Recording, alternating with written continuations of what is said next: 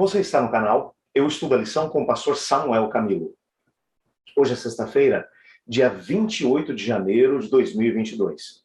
E faremos um estudo adicional do nosso tema principal da semana, que foi Jesus, o doador do descanso.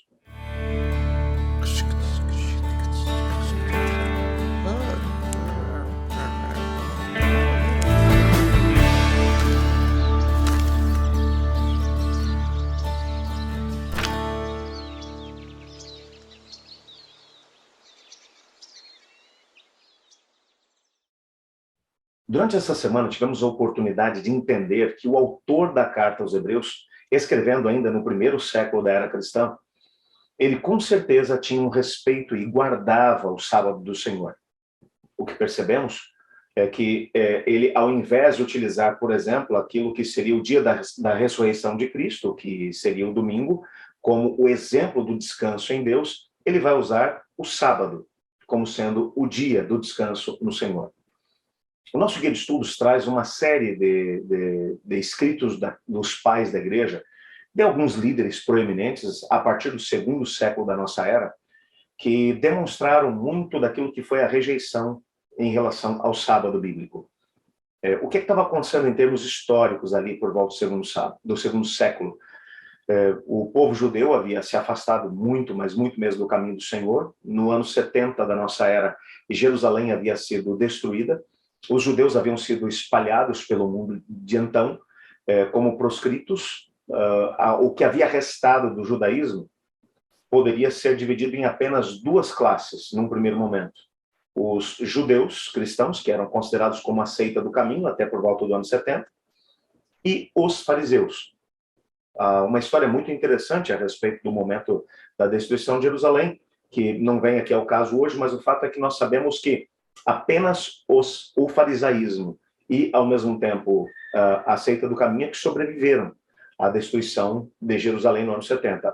O pessoal da seita do caminho, ou seja, os cristãos, por causa da ordem de Jesus Cristo, que ficou registrada no sermão profético do Senhor. Os judeus, por causa de uma série de manobras que fizeram em relação ao imperador, então conseguiram autorização para poder conseguir manter o judaísmo, mas o judaísmo segundo a tradição judaica, a tradição farisaica, da seita dos fariseus. É bem verdade que logo depois dessa destruição de Jerusalém, eles vão romper com os cristãos. Até então, todos se reuniam na mesma sinagoga, apesar de terem diferenças doutrinárias. Você percebe nitidamente que o apóstolo Paulo, por exemplo, quando passava para poder plantar as igrejas, o primeiro lugar para onde ele ia era exatamente para a sinagoga dos judeus, e começava a pregar ali. Você percebe isso de forma muito clara lá em Atos, no livro de Atos dos Apóstolos. É exatamente isso que acontecia, porque havia uma certa tolerância em relação a todas as diferenças, mesmo diferenças doutrinárias, que havia entre cristãos e, ao mesmo tempo, fariseus. E as demais seitas judaicas, saduceus, essênios, zelotes e assim por diante. Mas o que acabou acontecendo foi que, com a destruição de Jerusalém, houve um ódio muito intenso por parte dos fariseus em relação aos cristãos. E entre as 12 orações que um judeu devoto deveria fazer todos os dias, uma delas, e a Mishnah vai mostrar isso para a gente, era uma oração amaldiçoando todo aquele que aceitasse a Cristo Jesus como Messias. Os crentes já não teriam mais a possibilidade de poder continuar frequentando a mesma sinagoga que eles. Então, a partir desse momento, os cristãos começam a se reunir agora nas casas, começam a comprar alguns espaços muito simples, onde eles poderiam cultuar a Deus, e a partir daí começa a haver uma expansão muito grande do cristianismo entre os não-judeus, e um sentimento antissemita por causa exatamente dessa perseguição que foi movida pelos judeus em relação aos cristãos, porque havia uma oração agora que um bom judeu deveria recitar pelo menos uma vez por dia, dizendo que os cristãos eram amaldiçoados, proscritos, porque acreditavam em Cristo Jesus como Messias. Isso tudo foi gerando um sentimento muito ruim entre os próprios cristãos. E alguns líderes começaram a romper com qualquer tipo de associação ao judaísmo. É claro que o mais sagrado para um judeu é o Shabat, é o sábado. Então, alguns líderes cristãos, já a partir agora do segundo século, começam a rejeitar o sábado. para tentar, de alguma forma, se separar do judaísmo. Uma das compreensões que nós acabamos tendo, e o nosso guia de estudos vai falar exatamente sobre isso, eu te desafio a ler o texto de hoje, é que talvez por causa desse sentimento antissemita, dessa raiva em relação aos judeus, por causa da perseguição que eles haviam movido contra os cristãos, muitos cristãos deixaram de tentar buscar no próprio Antigo Testamento aquilo que era o embasamento teológico para entender a questão do descanso de Deus, o sábado lembrando a questão da criação e ao mesmo tempo da redenção, e por isso talvez essa dimensão maravilhosa do sábado tenha se perdido entre os cristãos a partir já do segundo século da nossa era.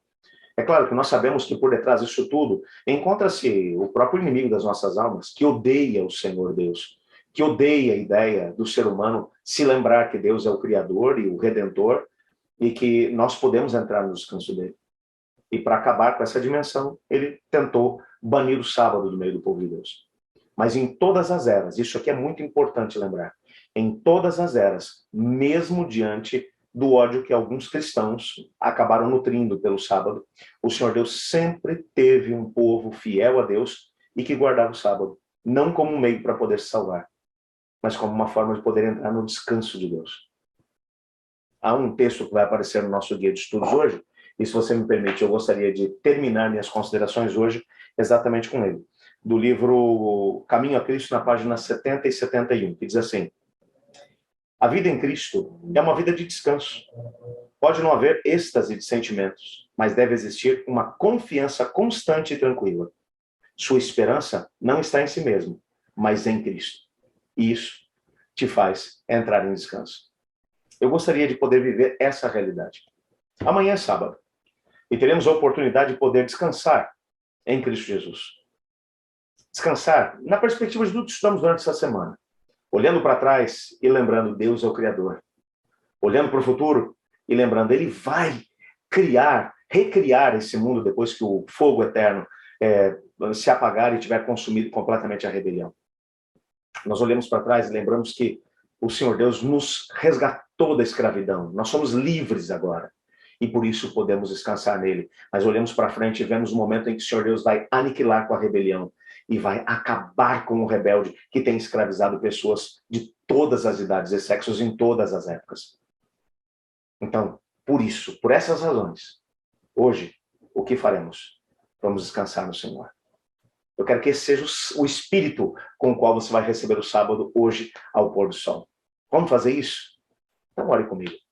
Obrigado, Senhor Deus, porque em Tua palavra descobrimos que o sábado é um dom, um lembrete para nós, de que Deus é o nosso Criador, de que Deus é o nosso Redentor, e de que Ele vai exterminar o mal e o pecado, e vai recriar um novo céu e uma nova terra. Enquanto isso não acontece, hoje descansamos no Senhor. Ajuda-nos a viver essa dimensão do descanso, pois é em nome de Jesus que oramos. Amém. Eu estudo a lição, e você?